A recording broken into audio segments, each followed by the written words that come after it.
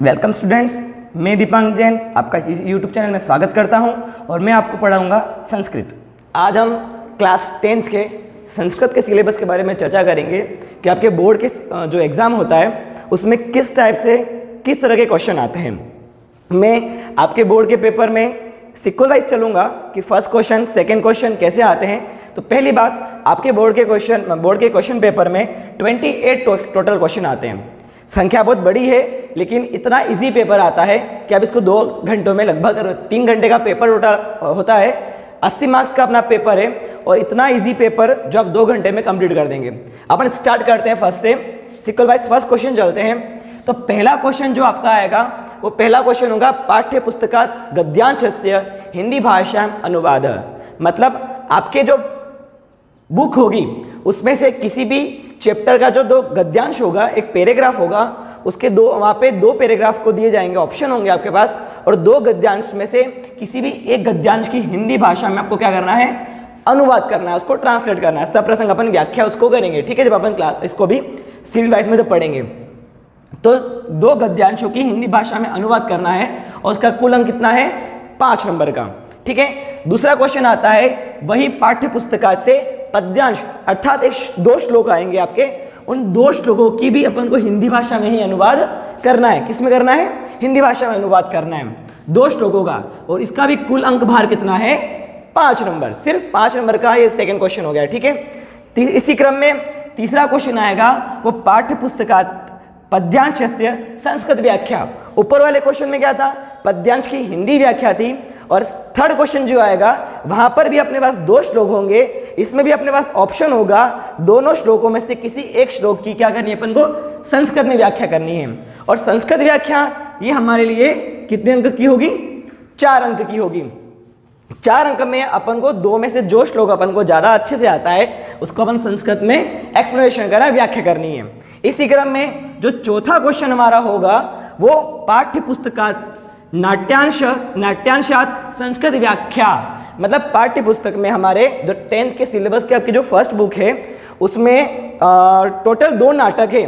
उन 2 नाटकों में से 2 पैराग्राफ आएंगे, 2 नाटक आएंगे, उसके अंश आएंगे। उस नाटक की अपन को संस्कृत में क्या करनी है, संस्कृत में व्याख्या करनी है। 3-4 क्वेश्चन में कंफ्यूज मत होना। जो पहला क्वेश्चन है वो पद्यांश आएगा, उसकी अपन को हिंदी व्याख्या करनी है। दूसरा और तीसरा इन दोनों में श्लोक आएंगे, लेकिन दूसरे श्लोक की अपन को हिंदी में व्याख्या करनी है और वहीं तीसरे श्लोक की अपन को संस्कृत में व्याख्या करनी है। और जो चौथा जो क्वेश्चन आएगा वो नाटक का एक पार्ट होगा, उसका अपन को संस्कृत में व्याख्या करनी है। यहाँ हिंदी, यहाँ संस्कृत और यहाँ संस्कृत। 4 क्वेश्चन अपन किसके लिए आएंगे, व्याख्या करने के लिए आएंगे। ये 4 क्वेश्चन अपने लिए अंक भार कितना हो गया, 5 अंक, 4 और 7, टोटल 17 अंक का अपने 4 क्वेश्चन होते हैं, महत्वपूर्ण रखते हैं हमारे लिए। इसी क्रम में जो 5वां क्वेश्चन होगा, प्रश्नोत्तराणि संस्कृत माध्यमेन 88 प्रश्नानाम।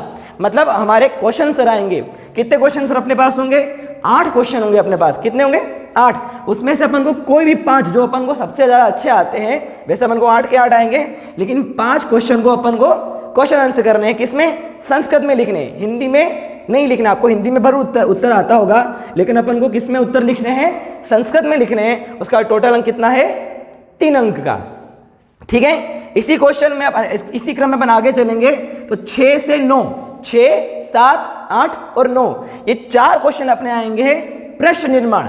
इसके पहले वाले क्वेश्चन में प्रश्न लिखा हुआ आएगा और अपन को उत्तर लिखना है। और यहाँ पर क्या होगा, अपने पास 4 उत्तर लिखे हुए होंगे और 4 उत्तरों में किसी भी एक लाइन के नीचे अंडरलाइन करी होगी, किसी भी एक शब्द के नीचे अंडरलाइन करी होगी, और उस शब्द, उस वर्ड से लेकर के अपन को प्रश्न निर्माण करना है।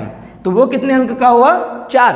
क्वेश्चन नंबर 6 से लेकर क्वेश्चन नंबर 9 तक अपन को 4 क्वेश्चन यहाँ पे उत्तर लिखे हुए होंगे और किसी भी अपन को एक प्रश्न का उत्तर का प्रश्न बनाना है। तो ये हो गया प्रश्न निर्माण संबंधित 6 से 9। जो 10वें नंबर का जो क्वेश्चन आएगा वो है पाठ्य पुस्तकात् श्लोक द्वयम लेखनम। मतलब हमारे पाठ्य पुस्तक में जितने भी चैप्टर होंगे जो पद्यांश से रिलेटेड होंगे, श्लोक से रिलेटेड होंगे, उसमें से कोई भी 2 श्लोक अपन को लिखने हैं। अब अपने पास सेकंड क्वेश्चन है श्लोक से रिलेटेड, जिसमें 2 श्लोक आएंगे, एक की हिंदी व्याख्या करनी है। थर्ड क्वेश्चन में भी 2 श्लोक होंगे, एक की संस्कृत व्याख्या करनी है, मतलब 4 श्लोक तो यहाँ पे आ गए। तो यहाँ पर जो अपन को 2 श्लोक लिखने वो इसी के उठा करके नहीं लिख देने अपन को, वो वहाँ पे लिखा हुआ आएगा कि प्रश्न पत्र आदित्य, मतलब प्रश्न पत्र को छोड़ करके कोई भी 2 अदर श्लोक लिखने। तो अपन 6 श्लोक अगर याद कर लेते हैं, अगर 6 श्लोक हम याद कर लेते हैं तो उसमें से 2 श्लोक अगर यहाँ पे भी आ गए, 2 श्लोक अगर यहाँ पर भी आ गए, तो अपने पास 2 श्लोक बचते हैं जो अपन इस प्रश्न के उत्तर में अपन लिख सकते हैं। तो अपन को 6 श्लोकों की तैयारी अच्छे से करनी है, जिसमें से 2 श्लोक अपन को यहाँ पर लिखने हैं। तो ये अपने हो गया 10वें नंबर का प्रश्न, जिसमें अपन को 2 श्लोकों को लिखना पड़ेगा। तो आप अधिक से अधिक शुद्ध श्लोकों का उच्चारण और उसको लिखने की तैयारी करें। 11वां क्वेश्चन हमारा होगा अपठित गद्यांश। अपठित गद्यांश जिसको अपन इंग्लिश बोलते हैं अनसीन पैसेज, ये सबसे महत्वपूर्ण हमारे लिए 10 अंक का होगा। सबसे बड़ा क्वेश्चन है इस पूरे प्रश्न पत्र में। 10 अंक का एक अपठित गद्यांश आएगा, जो अपन ने कभी पढ़ा नहीं होगा, ऐसा पद्यांश आएगा, गद्यांश आएगा। और इसमें अंक भार अपन डिसाइड करें तो 1 नंबर का इसमें प्रश्न आएगा, वो आएगा इसका उचित गद्यांश का शीर्षक लिखने के लिए। मतलब वो 15-20 लाइन का अगर जो गद्यांश आएगा उसका अपन को उचित शीर्षक निकालना होगा, वो 1 नंबर का आएगा। बाकी 5 नंबर का उसी के अंदर से अपन को क्वेश्चन आंसर ढूंढने पड़ेंगे। और बाकी जो 4 नंबर शेष बचे उसका अपन को उसमें से ग्रामेटिकल या व्याकरणात्मक प्रश्न हमसे पूछे जाएंगे कि इसमें क्रियापद कौन सा है, विशेषण विशेष्य कौन सा है, इस क्रिया का कर्ता कौन सा है। इस प्रकार के प्रश्न कितने आएंगे? 4 आएंगे। तो अब मेरे लिए जो अपठित गद्यांश है वो कितने अंक का हो गया? 10 अंक का हो गया, जिसमें 1 नंबर का उचित शीर्षक निकालो, 5 नंबर के क्वेश्चन आंसर अपने प्रश्नोत्तर ढूंढेंगे और 4 अंक किसके हो गया? अपने व्याकरणात्मक संबंधित। ठीक है, ये हमारे लगभग अपनी पाठ्य पुस्तक से रिलेटेड हो गया। एक बार फिर से देख लो, पाठ्य पुस्तक की हिंदी, एक गद्यांश की हिंदी व्याख्या, पद्यांश की हिंदी व्याख्या, पद्यांश की संस्कृत व्याख्या, नाटक की संस्कृत व्याख्या, 8 में से 5 क्वेश्चन आंसर, 4 प्रश्न निर्माण, 2 श्लोक लिखो और अपठित गद्यांश। अब हम चलते हैं व्याकरण की तरफ। वहां पर सबसे पहला 2 क्वेश्चन होंगे। टॉपिक है, पहला टॉपिक है संधि। संधि से रिलेटेड 2 क्वेश्चन आएंगे, एक 12वें नंबर क्वेश्चन और एक 13वें नंबर क्वेश्चन। 2 क्वेश्चन होंगे संधि से रिलेटेड। अगला क्वेश्चन जो 12वें नंबर का और 13वें नंबर क्वेश्चन वो हमारे संधि से रिलेटेड आएगा। तो 12 संधि पहले हम देख लेते हैं संधि कौन कौन सी हमारे कोर्स में। स्वर संधि भी है, व्यंजन संधि भी है और विसर्ग संधि भी है। लेकिन अच्छी बात यह है कि हमारे संधि कौन कौन सी स्वर में या विसर्ग में कौन सी या व्यंजन में कौन सी, उसके नाम दे रखे हमारे कोर्स में। तो स्वर में होगा वृद्धि संधि, यण संधि, अयादि संधि, पूर्व संधि और पररूप संधि। ये 4 संधि हमारे, 5 संधि हमारी स्वर संधि हो गई। व्यंजन संधि में परसवर्ण, मोनोस्वार और जशत्व। यहाँ से एक प्रश्न जरूर आएगा, अपन इस पर चर्चा करेंगे क्लास में। और विसर्ग संधि से विसर्ग का उत्व संधि, ऋत्व संधि, लोप संधि और विसर्ग के स्थान पर श, श, स। ये संधि अपन को नाम बड़ा वाला लग रहा है, लेकिन बहुत इजी संधियां हैं। तो 2 क्वेश्चन आएंगे, एक 12 नंबर और एक 13 नंबर। 12 क्वेश्चन में होगा संधि विच्छेद करने के लिए आएगा, वहाँ पे संधि दी होगी, अपन को संधि विच्छेद करना पड़ेगा। और 13 क्वेश्चन में संधि विच्छेद क्या होगा, उसका अपन को संधि करना है और संधि का नाम भी। नेक्स्ट क्वेश्चन हमारा समास से रिलेटेड। समास में हमको पूरे समास नहीं पढ़ने हैं, हमको पढ़ना है अव्ययभाव समास, कर्मधारय समास और द्वंद्व समास। बस ये 3 ही समास हमको पढ़ने हैं, अव्ययभाव समास, कर्मधारय और द्वंद्व समास। उसके बाद हमारा अगला क्वेश्चन है समास। क्वेश्चन कितने नंबर का हो गया? 3 नंबर का। और संधि का क्वेश्चन हमारे कितने नंबर का हो गया? 4 नंबर का। अगला है कारकाणी, ये 3 नंबर का है।